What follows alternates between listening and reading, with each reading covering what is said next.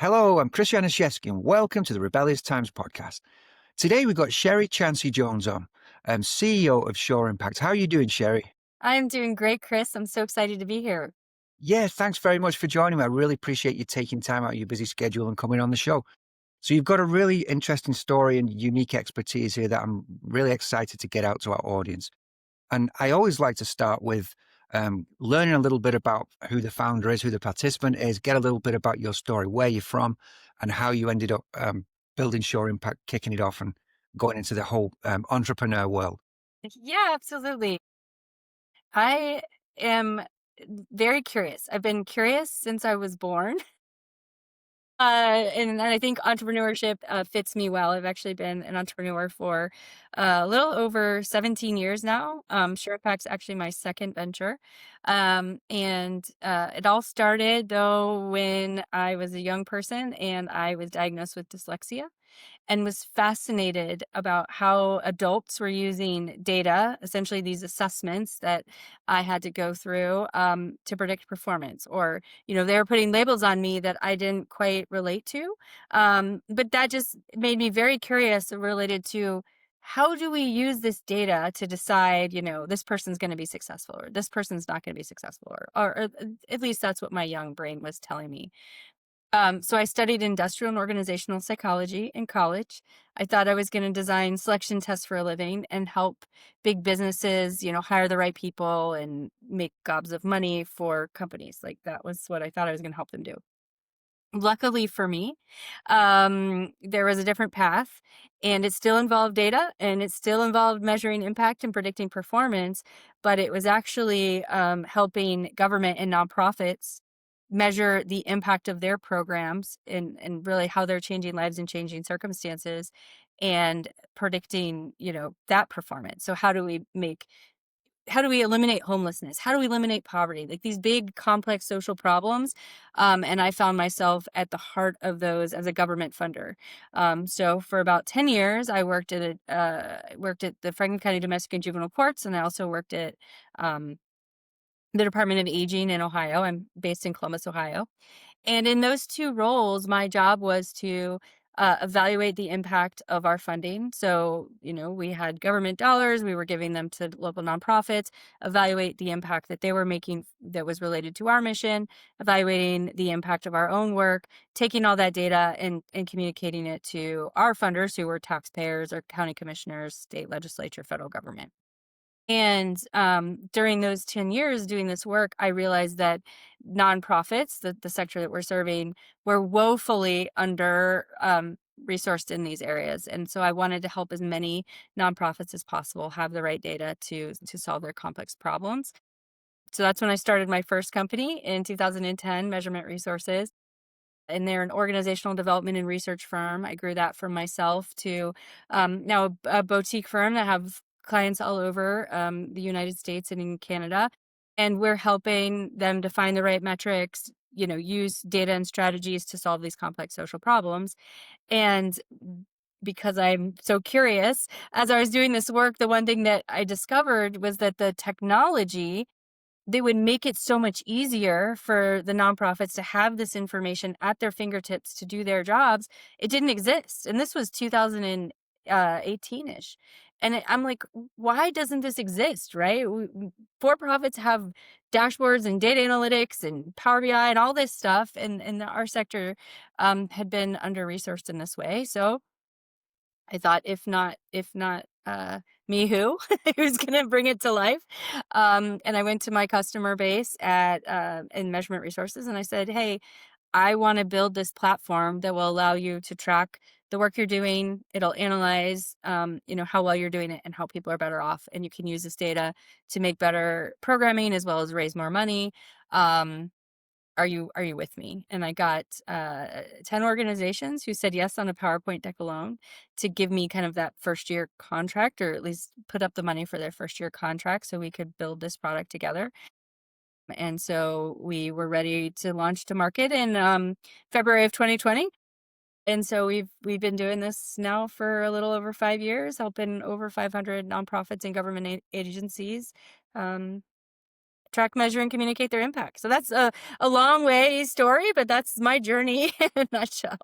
That's amazing, and what a noble cause. And I think there are so many challenges people are facing in the world right now, and in the US. I think this is much needed. It's interesting. I was telling you before we jumped on air that it's Austin Tech Week this week. Mhm. Obviously, when this episode publishes, it won't be Austin Tech Week Yeah, anymore. But sure. today, when we're recording, it is. And I went out for dinner with a founder last night, and we were talking about. He used to live in Angola. He spent Mm, time over there, working there, and so he saw extreme poverty there. And then he was comparing it to San Francisco. So I used mhm, to live in the Bay Area, and I remember when I first landed on Market Street, I was shocked at how mhm.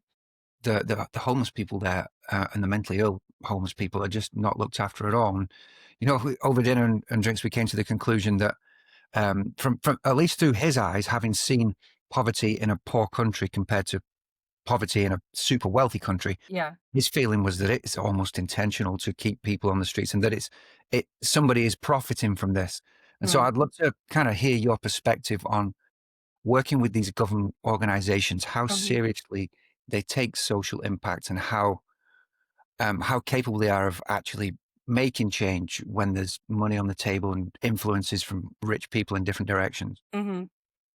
No, that's a loaded question, Chris. But It is. I'm speaking on my behalf, not necessarily on my company's behalf here.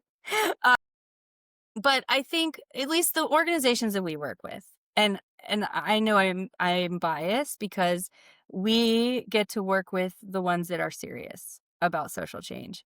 Because if you're willing to measure the effectiveness and efficiency of your work, then you really want to create that change, right? So I feel like there are true leaders who are in the work to solve the problems in which they're there to solve, and the ones who are truly in those positions of power because they want to see that change happen, they'll commit to measuring their success and managing to that success. And luckily, that's who I get to work with.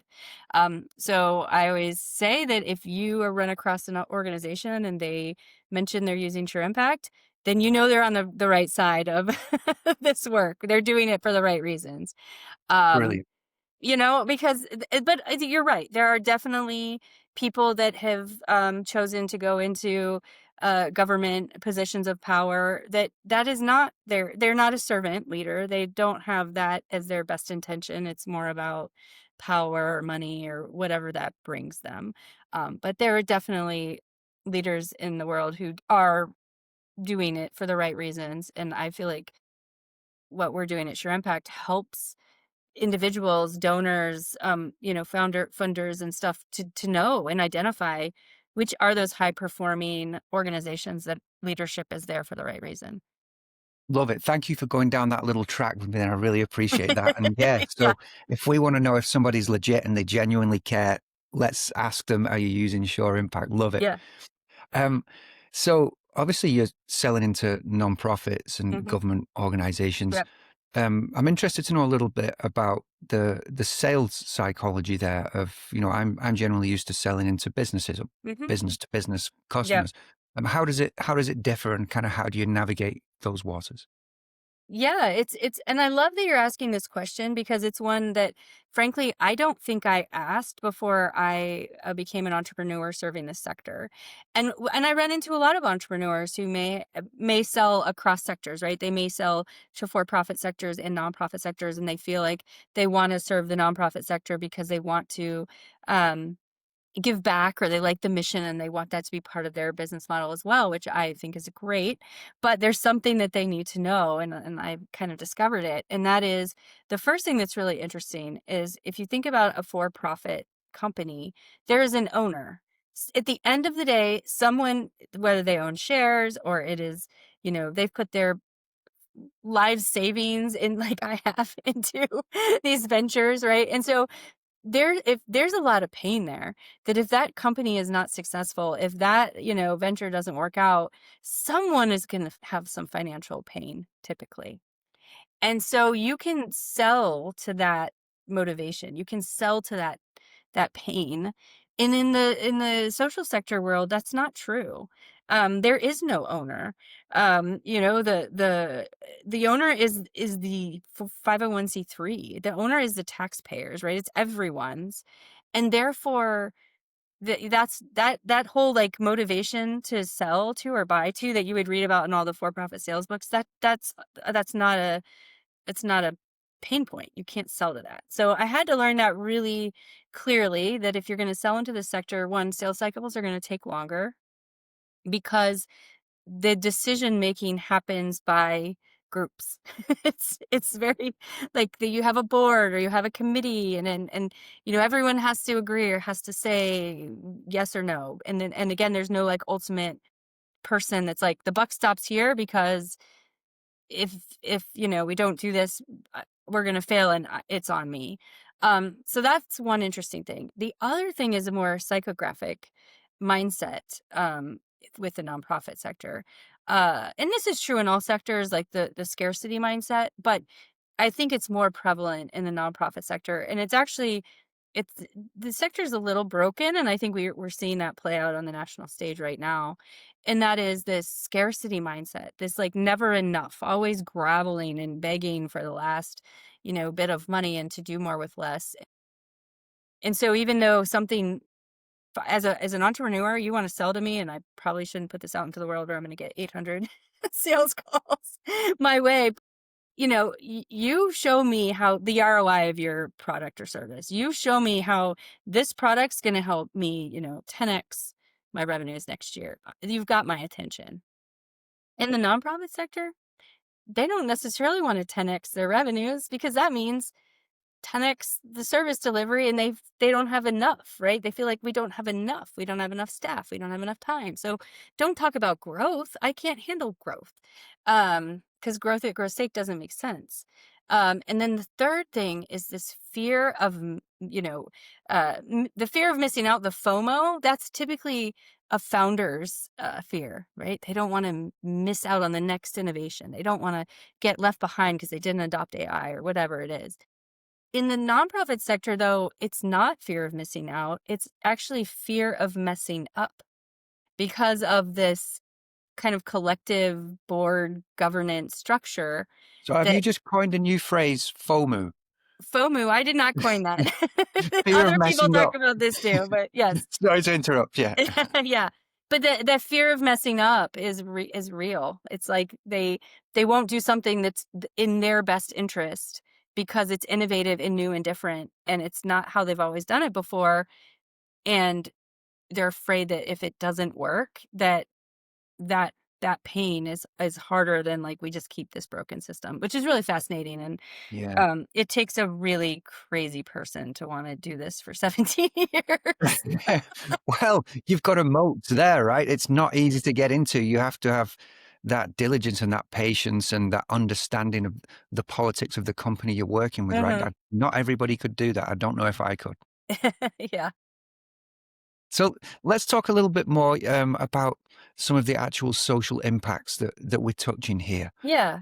How are we affecting communities? Yeah, absolutely. And so, and I really appreciate, Chris, the opportunity to speak to this, because I know a lot of people that are probably listening to this podcast they might see the homeless on the streets, like you mentioned, and places like Seattle and San Francisco, and really everywhere. Affordable housing in the U.S. is just a huge problem, which is one of the areas that we address. So SureImpact works with any nonprofit who is addressing what we call social determinants of health.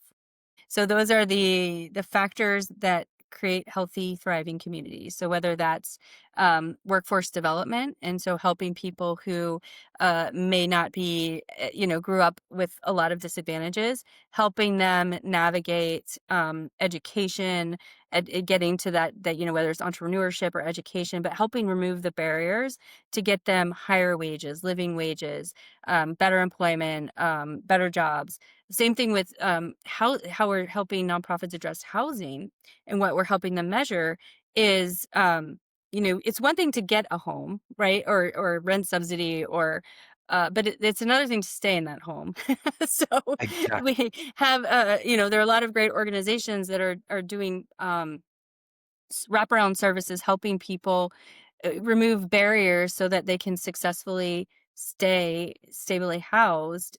And a lot of that is by addressing their income stability, and whether it's overcoming drug addiction. So we work with those types of organizations, helping them measure the effectiveness of their rehab programs.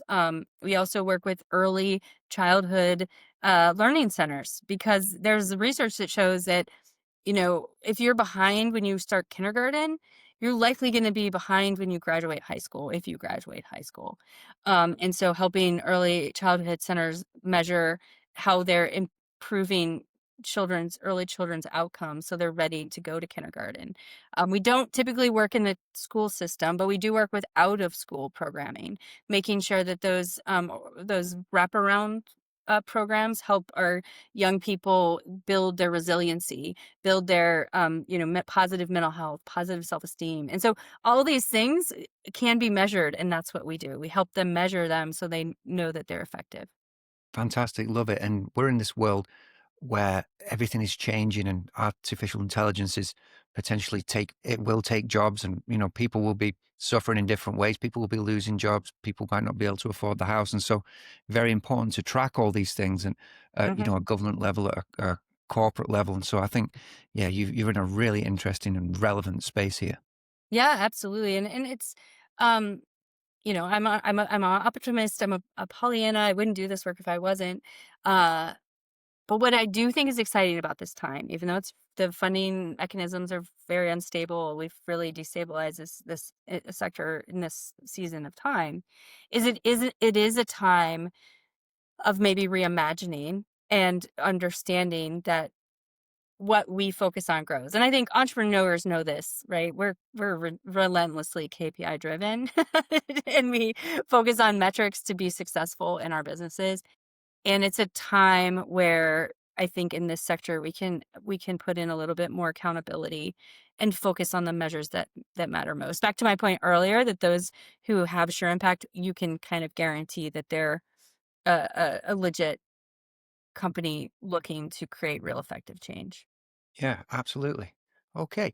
Another subject that's you're very passionate about is female entrepreneurship. So I'd love to give you an opportunity to share your perspective on that, and kind of where we're at. I know I did a quick check on my YouTube channel before, and out of the 18 podcasts, I have 4 female founders that have come on, so about 20%. And so Okay, good. you'll actually push up the average. So I think I'm doing okay there. Yeah, yeah, you're better than 2%, which is what venture capital invests in. 2% of their dollars go to female founders. And I've always been obviously I'm a female. Well, maybe not obviously, but I am a female. No, And I gauged that. I was guessed that. and but I had the benefit of growing up in the late 70s with a mom who was part of that just women's liberation era, and I was raised that I could be whatever I wanted to be, and I really am privileged because of that mindset that I was raised with. But I know that's not every woman's journey. When you look at the metrics, I'm data driven. When I look at the statistics that 2% of venture dollars goes to female founded companies, but it's not because there aren't enough of us. There's, probably, if you looked at the breakdown, 40% of all businesses are started by women. So it's almost equal in terms of the businesses are started by women. We're not afraid of entrepreneurship, but it's about what are those structural barriers that are keeping women from having those high growth, high impact, companies. And And what I'll do you tell you, think it during is? my own journey, I almost stopped myself. I tried to give it away to 2 men first, like, "Here, I don't need to own a software company, why don't you take it?" Um, for a lot of reasons, right? When I started, I bootstrapped my first company, and I had never known a single person, man or woman, that had raised money for a company, had investors or venture capital. So that took a huge learning curve to figure out that process. And, we talk about family and friends around. Well, if you don't have any family or friends who've ever invested in a software product before, how do you convince them to do that? And so there's just a lot of barriers. And it's something that I'm really passionate about. It's what I like to use my platform to talk about in addition to the work that I do, but also hopefully inspiring more women and mentoring more women to say yes to these opportunities and share my experience and help them so they don't have the same struggles as I did.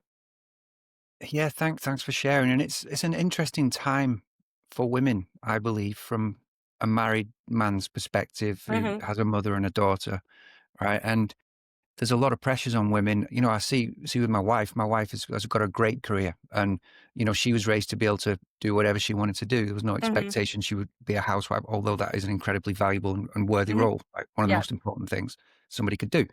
Um, but in having three children, every time, especially when they're at the baby stage, there's a lot of pressure on her to kind of perform and feed the baby. And then there's the whole going back to work piece and, Hmm. handing your child over to somebody else. And many times I think she's thought, do I even want to do this? So women are in a quite a tricky time. There's expectations from all different directions that maybe there weren't Hmm. 20, 30 years ago. So Yeah, yeah, yeah. Well, no, and you brought up a really good point. And I imagine, Chris, you're an amazing partner, an amazing husband. And when women ask me, how did I do it? I said, I married well, and I don't mean for money. Like, I have 4 children myself.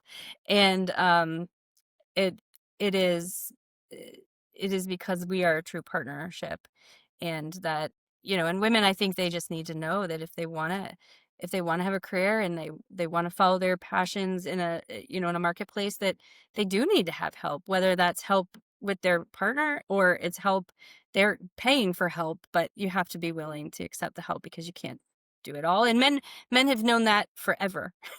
That's right.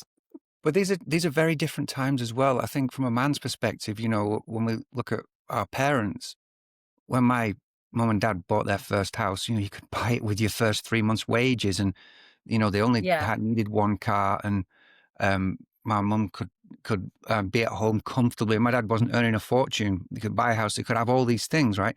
Hmm. Um, we've almost pushed ourselves into the position where now, because of the cost of things and inflation, you almost need 2 incomes.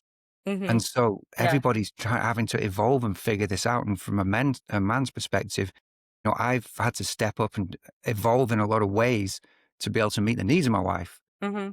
And so, yeah, you've got to, when you go into the marriage and the partnership, you've got to be ready to do that, make a lot of compromise and a lot of sacrifice, but you get there. Yeah, yeah, no, yeah, and I'm grateful that you have that perspective. That you're right. Our society is evolving in so many ways. Some are good, some are bad, but that means we all have to evolve as well. That's it. And men and women, ultimately we're all on the same team. So I love to try and kind of bring that together and make sure everybody's, looking after each other and, Hmm. we're all doing great.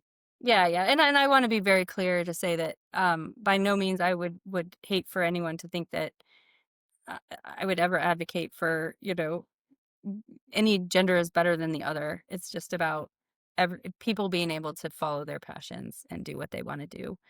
Um, Absolutely. yeah. Love it. Love it. Oh, we've had a great conversation here. Thanks so much for coming on the Rebellious Times podcast.